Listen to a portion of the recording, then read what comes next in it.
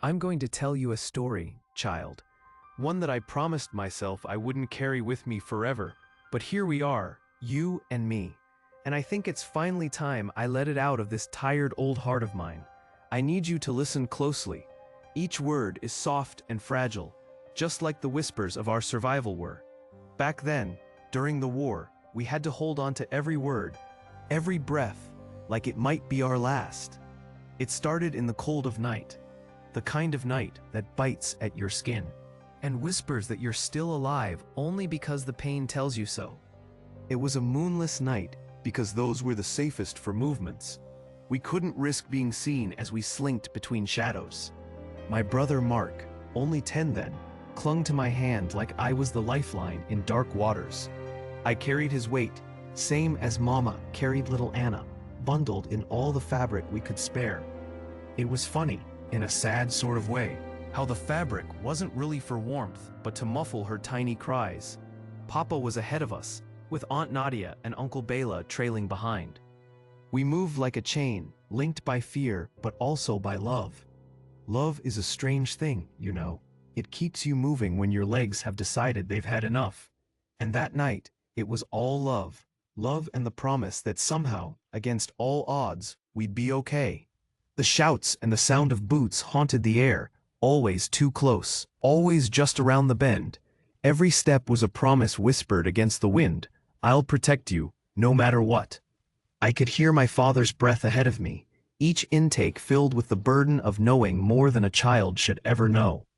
If you've never felt the hunger that shakes your hands, you won't understand, but by then it had become a constant companion, almost like another member of the family. Still, Papa had found a crust of bread somewhere in the haze of our days, and we broke it into pieces so small, each one felt like a feast. Never enough, yet more than we'd had, we shared it, letting it melt slightly on our tongues to savor each moment. We took some path through the woods, Papa's tall form weaving through the trees, a shadow against shadows. The forest felt like a cavern, walls of timber closing in. I remember the twigs and leaves crunching underfoot, each sound a reminder that silence was our shield. Keep quiet, Papa would whisper, they'll hear us. But it wasn't just the paths through the woods. There were other places we hid too. There was a village reduced to a skeleton of burned-out frames and broken lives. We waited in an abandoned barn there, the rotting wood telling tales of life, still wrapped in the scent of hay. Sometimes we'd dive under tables or into cramped basements whenever the Nazis rolled through with their searching eyes and clenched fists. I remember one particularly bruising cold evening. We had been walking for hours. Mama had given her coat to Mark, leaving her with nothing but her courage against the chill. I tried rubbing her arms to bring back warmth. It didn't help much, but the closeness reminded us we were still there, still together. Anna kept asking, "Are we going to be okay?" Her voice small against the howling winds. I wanted to promise her the moon and stars, but promises seemed shallow back then.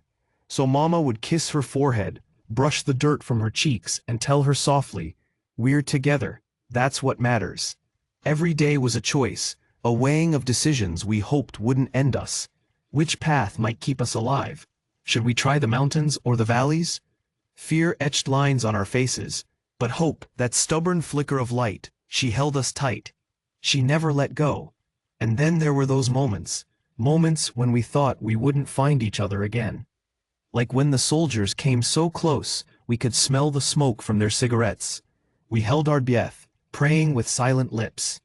Papa covered Mark's ears during the gunfire, because even though Mark needed to understand the danger, he didn't need to carry the weight of those sounds just yet. I remember the village lady, whose name I'll never forget, Anna Helfman.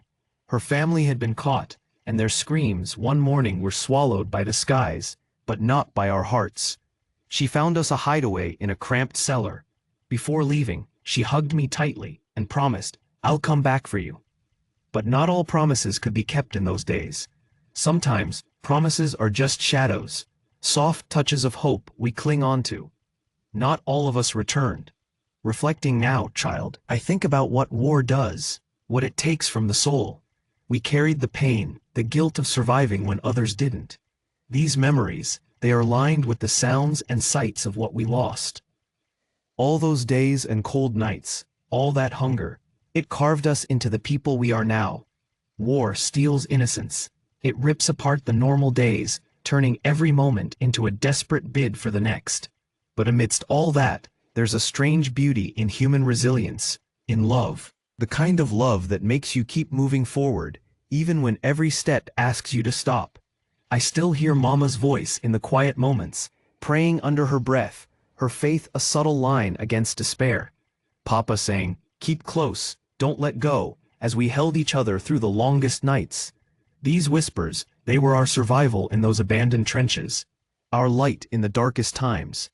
Now more than ever, with my hands older and my feet weary, I understand. Survival is a story of whispers shared in shadows.